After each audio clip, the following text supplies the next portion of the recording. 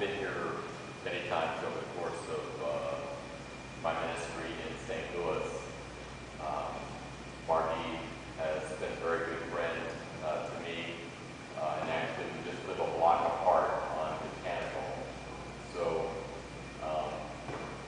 for many years we've been very close, and so it's always a pleasure to come to Memorial Boulevard Christian Church and to be asked to share with you some of the good news about our Lord Jesus Christ. It's a pleasure to do that, and always a special gift to have that opportunity. So thank you for that chance. Over the years, many of you know that I was a minister at Fair in West Florissant, across the street from O'Fallon Park. I was there for 20 years at Resurrection Lutheran Church, and then had the opportunity of being the director of the National Conference for Community and Justice, which was founded as the National Conference of Christians and Jews, and then had the opportunity of being the director of the state's largest shelter for women and children, Gateway 180 Homelessness Reversed downtown. And then now, over the last 3 years, I've been working to build community support, clergy, and grassroots leader support for striking fast food workers and low-wage workers who are seeking to strengthen their wages and to form a union. So that is the work that I'm currently doing, and I'm actually called by my church to do that work. And it is a special privilege and a blessing to be actually standing in front of you today, because 2 years ago, and I haven't been here for a while, but 2 years ago on July 4th, I had a massive heart attack. So, and would have died if it were not for my wife, Solveig, right here, and a lot of caregivers.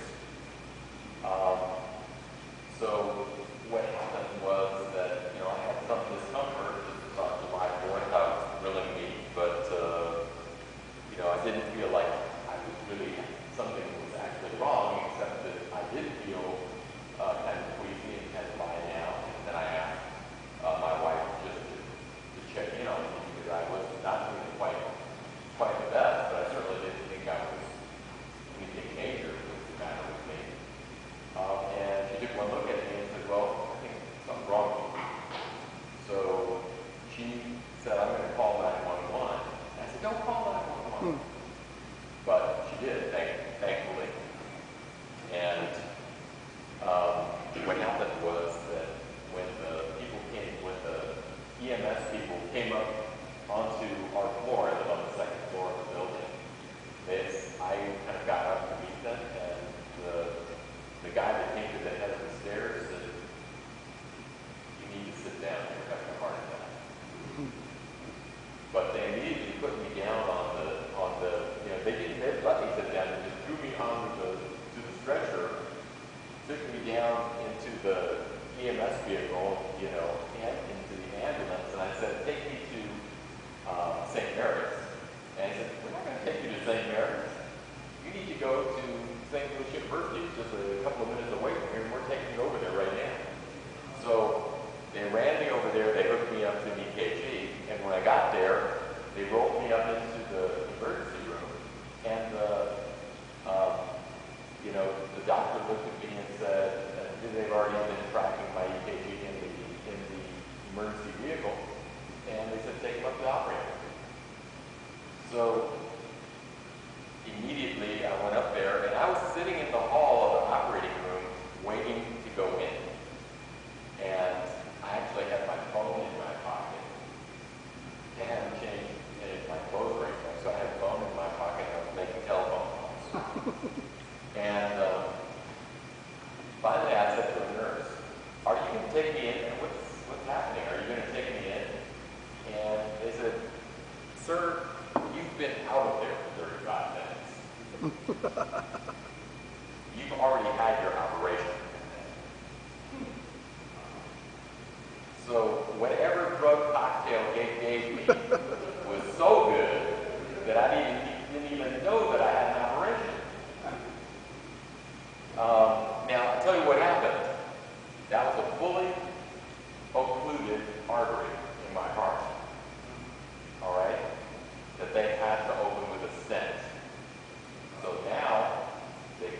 go up through your leg, go all the way up to your heart, open up the artery, and put a sleeve in your heart to keep the artery open.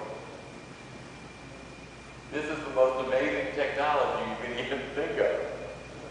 And 2 days later, they went back in because my other two major arteries were 95% occluded.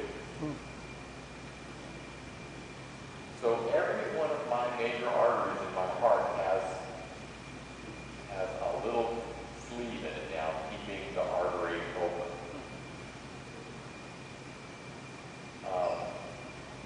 And it's totally incredible. Now, what you have to understand is this, that 435,000 people a year in the United States die of heart disease. It is by far the biggest killer in terms of a disease. And it outstrips every other disease combined in the number of deaths in the United States. However, this is also true that if you are treated, our technology is so good that if you are treated within 50 minutes of the experience of a heart attack, they can totally address your need and improve your health, your actual total health. They can keep you from dying, and they can actually make you more healthy than you currently are. But you have to be treated within 50 minutes. Because after 50 minutes, then your heart actually becomes so impaired that you could be actually impaired for life, basically, and suffer for life, or you can die. Certainly the doctor told me after my operation, he said, 20 more minutes and you could have been dead. But from the time my wife called to the time I hit the operating table was 35 minutes. 35 minutes. So I'm standing in front of you, a miracle. All right? Because my health has actually improved from what it was 2 years ago. Technically speaking. You know, I do not have, I was operating on essentially 10% of my artery function. Of course, that didn't stop me from playing tennis, running around like a crazy person, and doing all kinds of things. Your heart is one of the greatest and most powerful organs that exists. I mean, it is amazing in and of itself. So here's the deal. We had many, many people dying because they couldn't get to the operating room in time. And so doctors were actually, and the whole medical establishment really had to they had to step back and say, we have the technology to save all these people.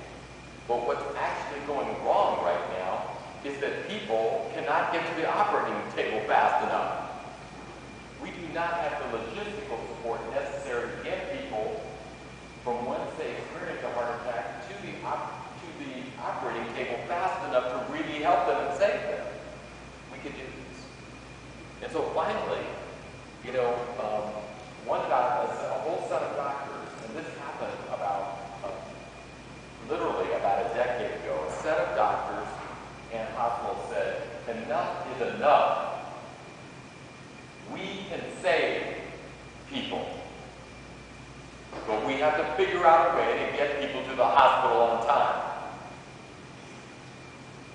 And from that point on, they forgot about the technology of all the good things they could do in the hospital, and they just concentrated on what do we need to do to get people to the hospital on time. The doctors said this: we know our technology is great, but if we do not get folks to the hospital faster, they are going to die. And it is unacceptable. Unacceptable.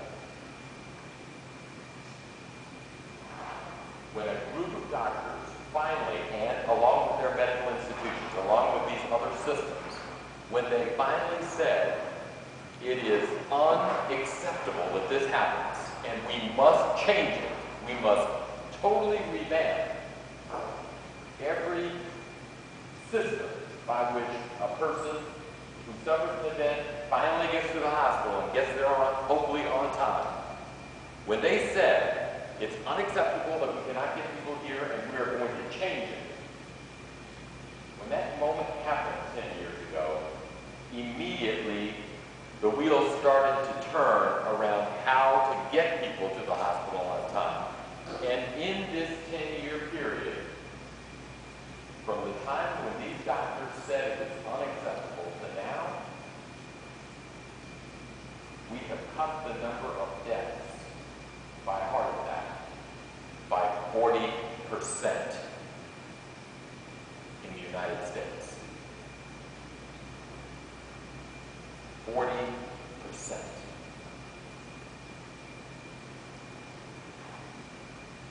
When we are ready to lead, when we are ready to be like the Good Shepherd,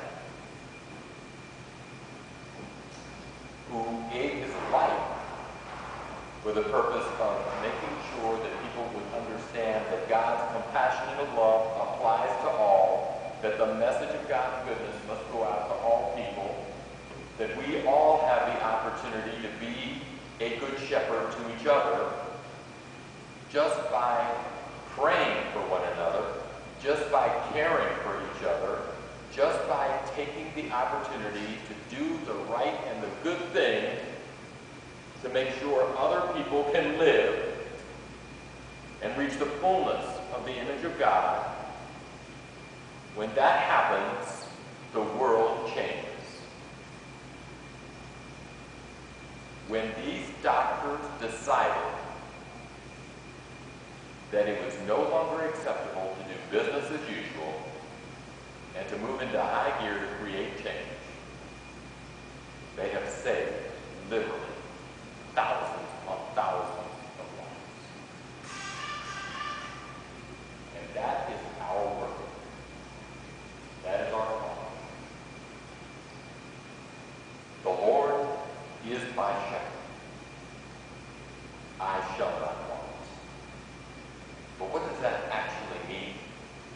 It means that God is in a process of giving us what we need to really be the best possible people we can be, to be the best possible good shepherds we can be. Because when that decision is made, when we decide to be good shepherds to each other, the world changes. The little things that we do in love and compassion and for justice in our lives creates the change by which the world actually becomes new. That happens. I'm a person that left Gateway 180 because no matter how good our work is in social service around ending homelessness, the one thing that is most important is that people have a good job, that they have a fair paying job, that they are able to take care of themselves. There's no reason for us to hand a home to someone when somebody can pay for their home. Because that's what people want. Which would you rather have? Somebody just hand you something? Or for you to be able to work, take care of your own business, and take care of your own life? Which is it? It's this one. It's taking care of yourself. This is what we need to create. So that's why I left Gateway 180 to join fast food workers. They were on strike. They were saying we can't exist on poverty wage of $7.65 an hour. We can't do it. And so as these workers have raised the whole narrative of have a living wage. That's why Kansas City could pass a $13 minimum wage this week. And that's why we in St. Louis have an opportunity to consider raising the minimum wage. Because we need to make sure that corporations pay a fair wage and don't take the equity out of our community by forcing us to pay for the government assistance and community assistance that's required when these workers don't have a fair salary. 765 makes you how much in a year? 15. What's your annual salary, take-home salary if you make 765? 14, 15,000. Yeah, somewhere in the neighborhood of $14,000 to $15,000. That's, if you have, in our community, if you are one adult with one child, that is 2 people, and you want to live a reasonable life without any use of government assistance and community assistance, your salary needs to be 47 grand a year.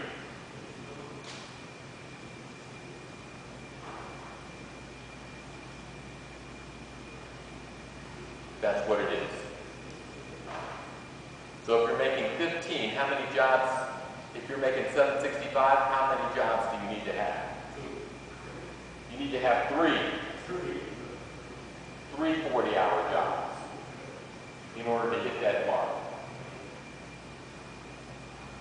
It's not right. It's not fair.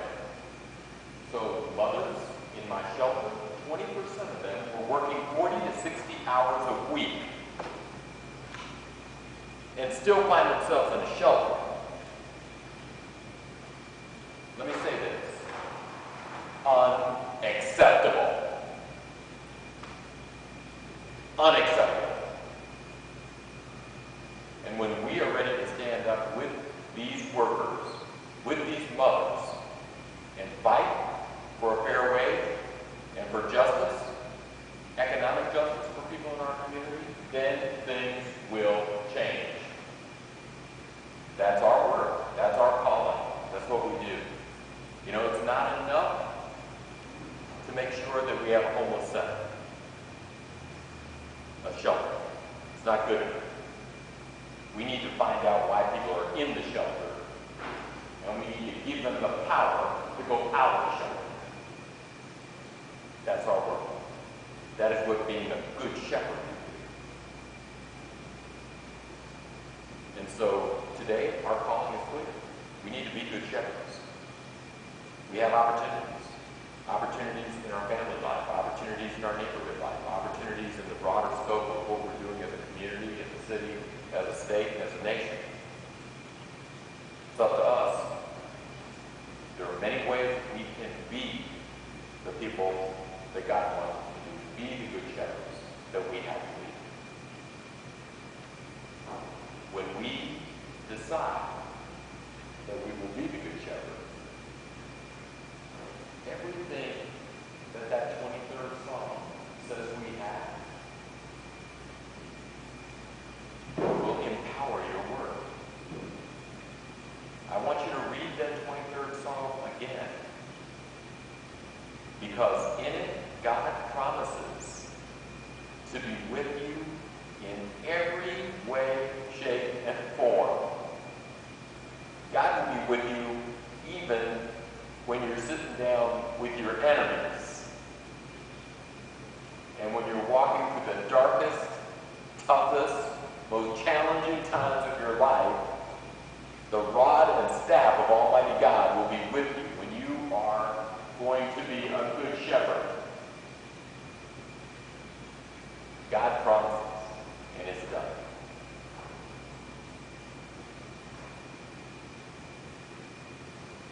So brothers and sisters, I just say,